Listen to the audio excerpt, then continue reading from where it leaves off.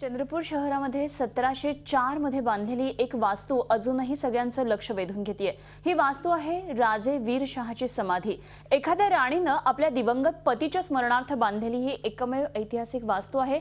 Valentine day निमित्तानं ही एक कहाणी।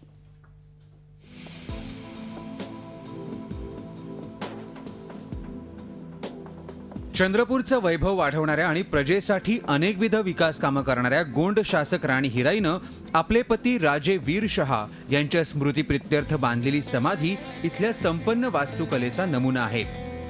पती राजे वीरशहाच्या अकाली मृत्यूनंतर या शूर राणीनं तब्बल 16 वर्ष चंद्रपूरचा कारभार अत्यंत प्रजाप्रिय कामगिरी करत हाताळला।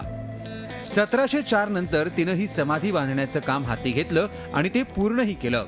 पण या समाधी स्थळाची माहिती आणि त्याच्या जागरूकतेविषयी मात्र कमालीची अनास्था आहे।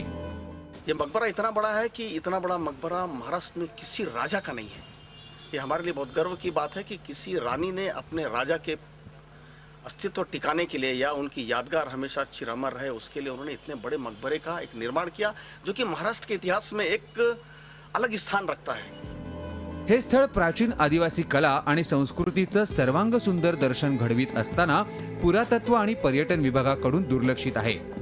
उत्तम नक्षीकाम आणि कमालीची सौंदर्यदृष्टी दर्शवणाऱ्या या समाधीकडे निदान उत्तम व्हॅलेंटाईन स्मृती म्हणून जतन करण्याची गरज आहे। पुरातत्व विभागाच्या दुर्लक्षामुळे हे पूर्णपणे नष्ट होण्याच्या मार्गावर आहे। आज अशी परिस्थिती निर्माण झालेली आहे की याच्याकडे लक्ष नाही आहे।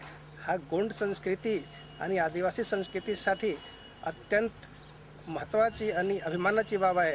लवकर ते लवकर याच्याकडे लक्ष देण्यात आलं नाही तर भविष्यात हा पूर्णपणे नष्ट होऊन जाईल आणि हा आदिवासी आणि गोंड संस्कृतीसाठी सगळ्यात मोठा दुःखद बाब राहणार आहे। वीरशहाची समाधी राज्याच्या सर्वोत्तम वारसा इमारतींपैकी एक आहे।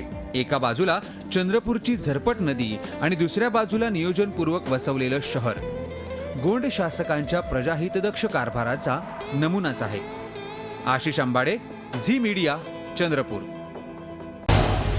झी 24 तास रहा एक पाऊल पुढे।